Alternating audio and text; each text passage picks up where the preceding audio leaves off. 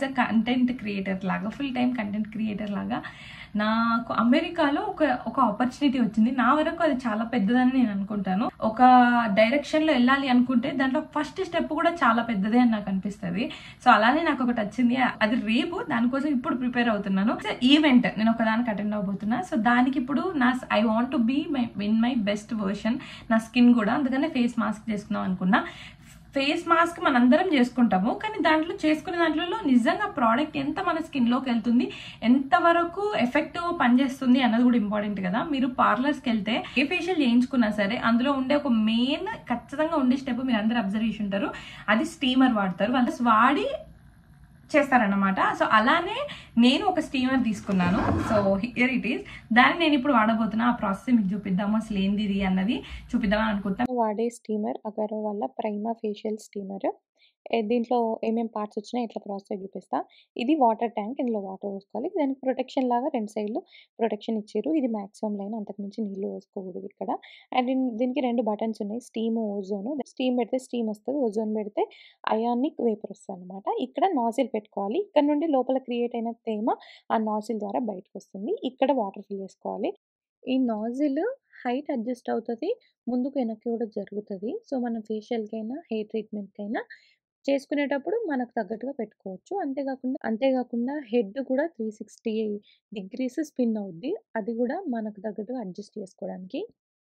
ఏదైనా essential oils వాడాలి smell కోసం అనుకుంటే డైరెక్ట్‌గా ట్యాంక్‌లో వేయకూడదు. ఇక్కడే ఈ నాజిల్‌కి మీద ఏదైనా కాటన్ మీద అది కొద్దిగా ఫ్యూ డ్రాప్స్ ఏసుకొని ఇక్కడ పెట్టుకోవాలి. సో, ఆ స్మెల్ వస్తదనమాట.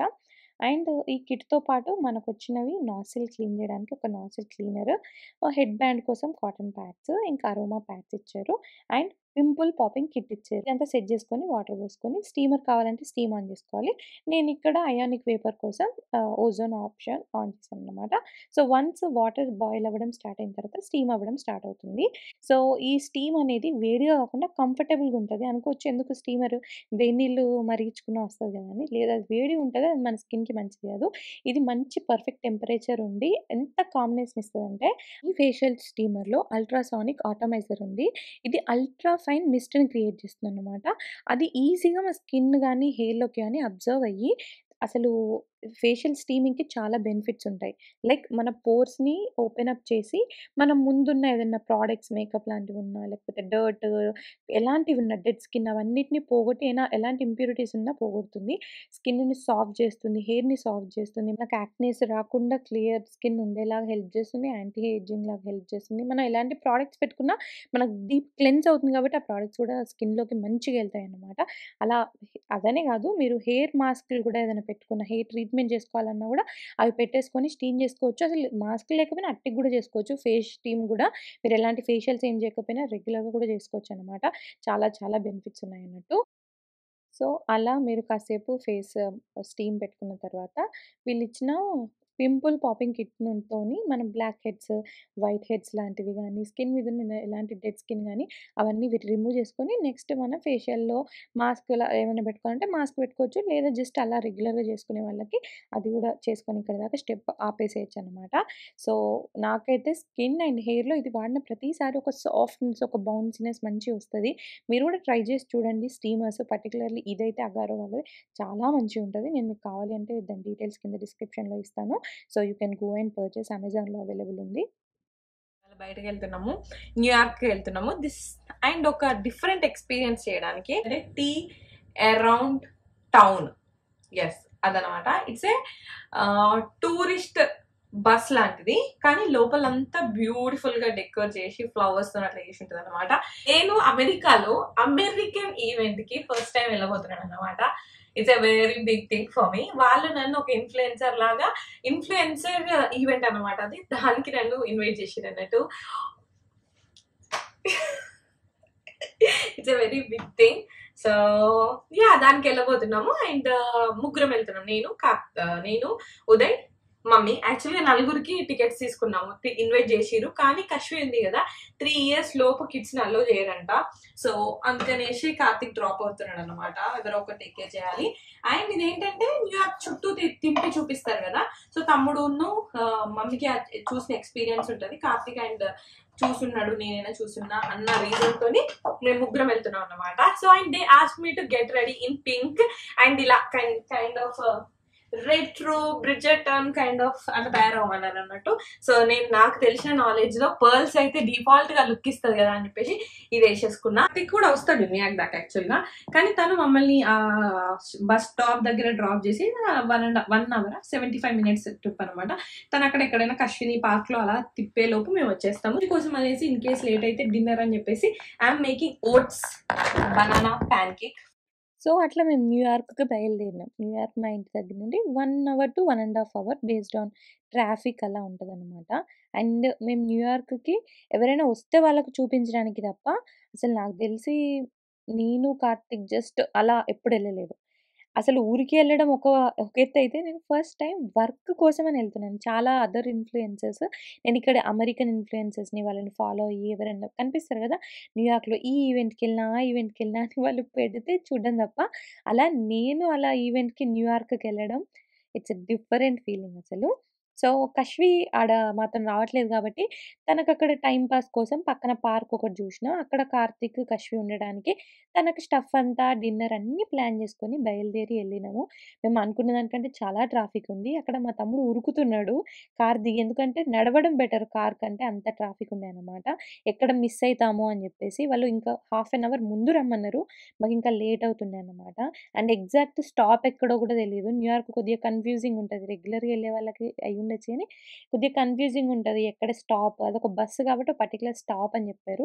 సో అసలు మిస్ అవుతాను అనుకున్నా. లాస్ట్లోనైతే నేను మా మమ్మీ కార్తిక్ ఒక స్టాప్ దగ్గర ఆగిపోయింది, కార్ కదలట్లేదు. నేను మమ్మీ దిగి పరిగెత్తినాము, కశ్విన్ కార్తిక్ డైరెక్ట్ పార్క్ కాడికి వెళ్తారని. ఆల్మోస్ట్ మిస్ అయ్యాను అనుకున్నాను. ఇదంతా ఇన్స్టాగ్రామ్ స్టోరీలో పెట్టాను, ఫాలో అవ్వకపోతే ఫాలో అవ్వండి, లింక్ కింద డిస్క్రిప్షన్లో ఇస్తాను. బట్ లాస్ట్కి అయితే we made it to the event. మనం వెమ్లాడ చూసినట్టు అటు ఇటు జనాలు నడుచుడు పోడు. మీకు ఫస్ట్ ఎక్స్పీరియన్స్ లాస్ట్ టైం వచ్చినప్పుడు కశ్వి చాలా చిన్నది. సో కార్తిక్ కశ్వి కార్లోనే ఉంటే అప్పుడు కూడా నేను డాడీ మమ్మీ వచ్చినాము. ఇటు జస్ట్ ఇట్లా చూసుకుంటే పోయినాం, కానీ అప్పుడు మస్తు చాలా ఉండే అని చెప్పేసి ఒక కాడని ఎక్కడో 2 బిల్డింగ్ల కాడ దిగి జస్ట్ ఇట్లా ఫోటోలు తీసుకొని వెళ్ళిపోయినాం అంతే. సో ఇది బస్సు ఒక స్టాప్ దగ్గర ఆగింది, పరిగెత్తుకుంటూ వెళ్ళినాం. అందరూ ఎంతో మంచిగా తయారై వచ్చారు, సో వెరైటీ, అందరూ పింక్స్లలో మోస్ట్లీ తయారై వచ్చారు అన్నట్టు. సో ఇది ఒక టూరిస్ట్ బస్సు.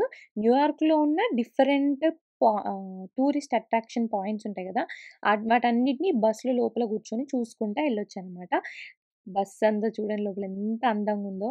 కంప్లీట్లీ అద్దాలు ఉంటాయి, మధ్య మధ్యలో అంతా పువ్వులతోని డెకరేషన్, మంచిగా పాటలు, ఆమె గైడ్ అక్కడ చెప్తా ఉంటుంది, లైవ్ మ్యూజిక్ ఆమె పాడుతూ ఉంటుంది. ఎంత బాగా పాడిందో అసలు, నేను సాంగ్స్ పెట్టారనుకున్నా, అంత మంచి పాడింది.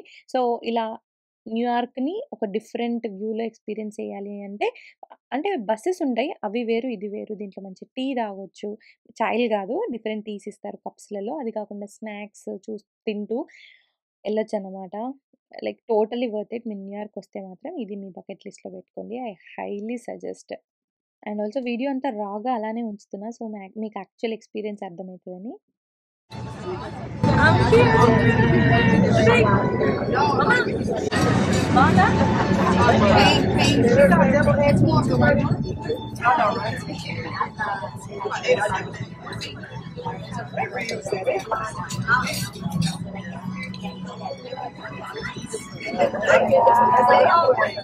ఆల్మోస్ట్ మిస్ అయినా అనుకున్నాం మేము. అందలే అయిపోయింది, కార్తిక్ కూడా ఫోన్ చేసి అందలే అయిపోయింది అని చెప్పిన, బట్ లాస్ట్ మినిట్ లో వచ్చినాం. అందరూ నా డ్రెస్ మంచిదని చెప్తున్నారు. Hi guys, this is your non-alcoholic rosé. Welcome to see right now. Yeah, what is this? Non-alcoholic rosé. Oh, okay, thank you.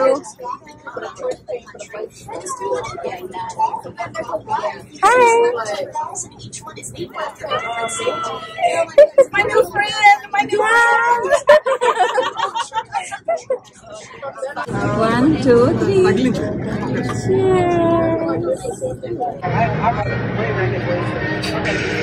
Cheers.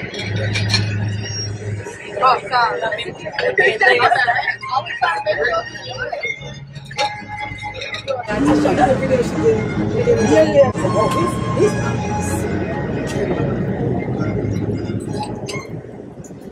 my friends, we're now making our way towards Fifth Avenue, also known as the most expensive shopping district in the world. This is home to Tiffany, Dolce & Gabbana, Cartier, and of course Saks Fifth Avenue Store.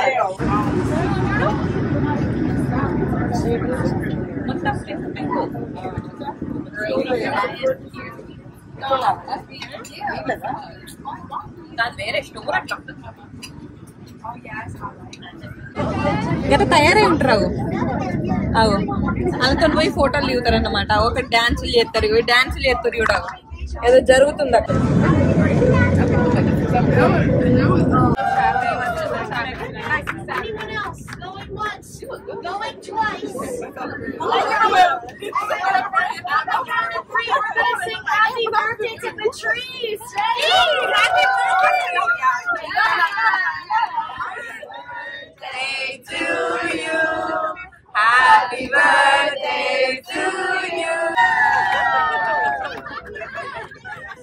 With respect to the event మేమందరం మాట్లాడుకున్నాము, ఫోటోలు తీసుకున్నాం, videos తీసుకున్నాం. I had best time and ఇది ఓవరాల్గా bus అన్నమాట. Wow, ఇది ఒక నాకు ఎప్పటికీ గుర్తుండిపోయే ఒక memory. So that's the bus. My God, నాకైతే మస్తు నచ్చింది. యూట్యూబ్ వీడియో తీసుకోలే, ఒక్క యూట్యూబ్ వీడియో తీసుకోలే, ఒకటి రెండు మధ్యలో తీసిన గుర్తు వచ్చినప్పుడు అనుకున్నా. బట్ ఇన్స్టాగ్రామ్ ఎక్కువ ఫోకస్ ఉండే కదా, అంటే ఇన్స్టాగ్రామ్ ఈవెంట్ కదా అది. సో నచ్చిందా? నచ్చిందా మమ్మీ? మంచిగా ఫీలింగ్ ఉంది. బయటకు వచ్చిన తర్వాత ఫుడ్ కూడా తినుంటే మీకు ఫుడ్ మిస్ గా అంత పక్కన పెడితే ఇలాంటి దానికి ఎక్స్పీరియన్స్ మ్యూజిక్ ఆమె ఎంత బాగా పాడుతుందిరా. సో మా మమ్మీకి నచ్చింది, మా తమ్మునికి నచ్చింది. We had good time. మా ముగ్గురికి ఇది ఒక మెమరీ ఇలా ఉండిపోతుంది. అండ్ పక్కనే పార్క్ అన్నమాట. మంచిగా మా కార్తిక్ ఇక్కడ అమెరికన్స్కి ఇష్టం ఉంటుంది ఎట్లన్నా పిక్నిక్ లాగా వెళ్ళి బుక్ పట్టుకొని ఏదైనా సాంగ్స్ వినుకుంటూ జస్ట్ పిక్నిక్ చేసుకోవడం, అందరు జనాల్ని చూసుకుంటూ. వీళ్ళకి ఇట్లా అందరు జనాలు గ్యాదర్ అయితే మంచి సంతోషం అనిపిస్తుంది అనమాట. ఇది న్యూయార్క్ కల్చర్ కూడా. క్రౌడ్ ఈజ్ దేర్ కల్చర్ అన్నట్టు, దానికి ఒక డిఫరెంట్ వైబ్ ఉంటుంది. సో వాళ్ళిద్దరూ అది ఎంజాయ్ చేసిరు ఆడ కూర్చొని. మా కష్యం మంచి బుక్ పట్టుకొని స్నాక్ పట్టుకొని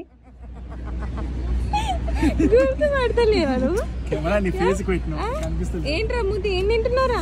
అయిపోయిందా? అయిపోయిందా? మంచిగా బుక్ బుక్ అందులో పెట్టుకొని ఇక్కడ ఇది బుక్ పిక్నిక్ వచ్చింది. పాపకు స్టోరీ చెప్పినవా? వాటర్ ఒక దిక్కు, ఒక దిక్కు స్నాక్, ఒక దిక్కు పాప, ఒక దిక్కు బుక్. పర్ఫెక్ట్ గా.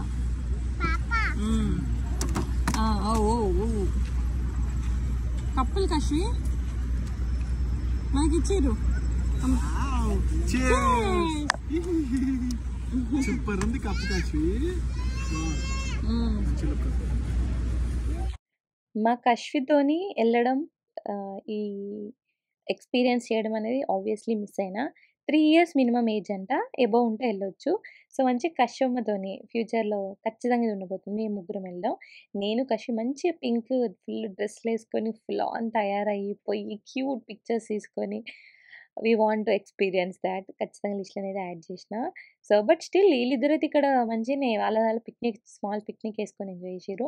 అండ్ న్యూయార్క్ కల్చరే ఇట్లుంటుంది అనమాట. Look at that. జనాలందరూ అక్కడికి వచ్చి అలాగే జనాలే వైబ్ అన్నమాట. సమ్ టైమ్స్ అక్కడ కన్సర్ట్ జరిగిందట, ఏదో పాటలు పాడారు. చుట్టన్ని బిల్డింగ్స్, క్రౌడ్, నాయిస్, ఇది వాళ్ళకి నచ్చే కల్చర్ ఉంటుంది అన్నట్టు. సో కార్తిక్, నేను ఎప్పుడు న్యూయార్క్కి వచ్చి ఇలాంటివి ఎక్స్పీరియన్స్ చేసింది లేదు.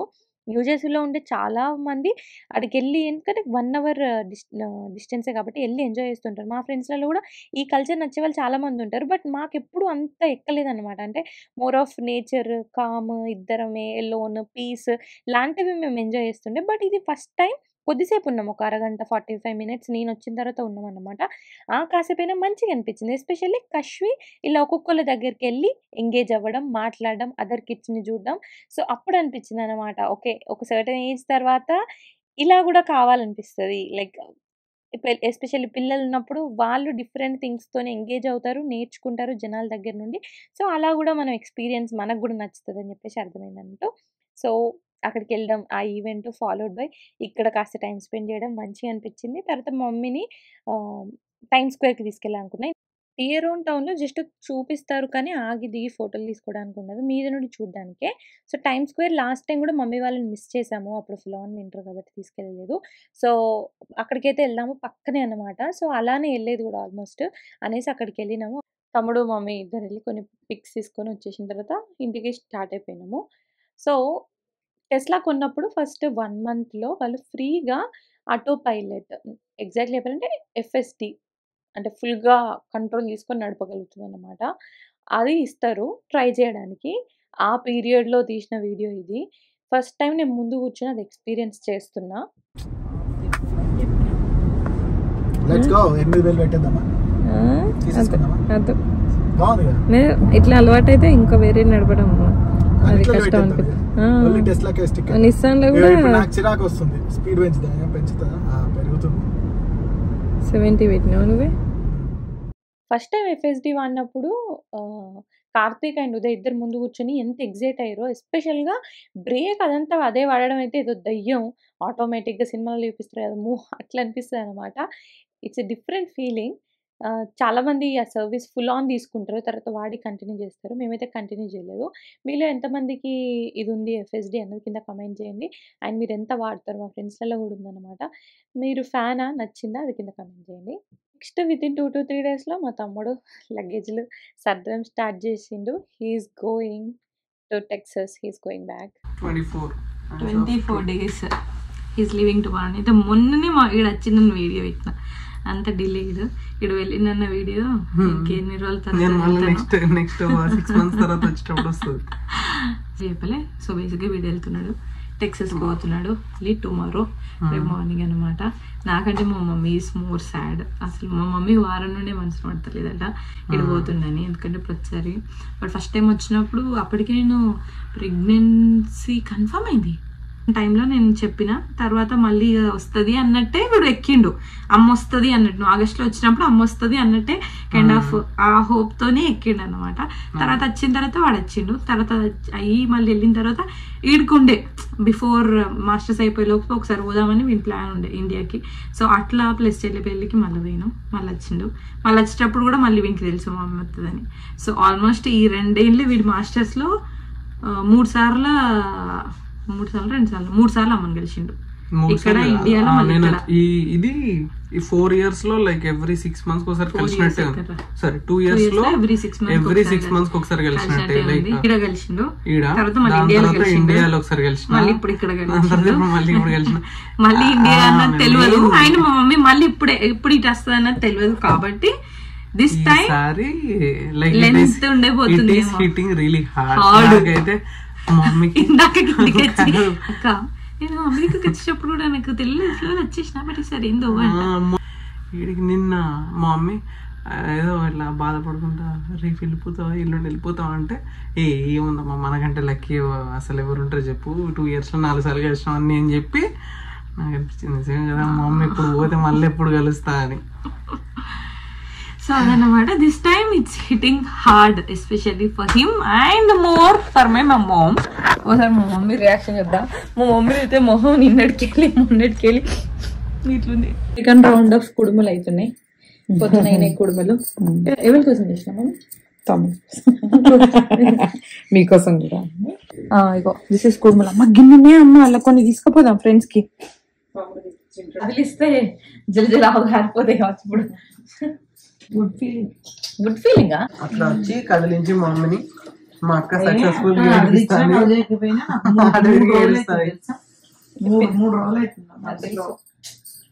మొహంలో అంత పలుకుతున్నాయి 3 రోజులు. సో అలా ఈసారి వాడు మళ్ళీ ఎప్పుడు నెక్స్ట్ కలుస్తాడన్నది తెలియదు కాబట్టి వాడికైనా మా అందరికైనా కొద్దిగా ఎక్కువ బాధ ఉంది. సో లెట్స్ హోప్ వాడు తొందరగా మళ్ళీ రావాలి. ఎస్పెషల్గా మా మమ్మీ తొందరగా కలవాలి. బాగా వాడు next day morning flight. So just morning నిద్రలో ఉండగా బాయ్ చెప్పేసి వెళ్ళిండు. అండ్ మా మమ్మీ నెక్స్ట్ 3-4 days ఏడుస్తూనే ఉంది. ఏది చూసినా ఈ రూమ్లోకి రాగానే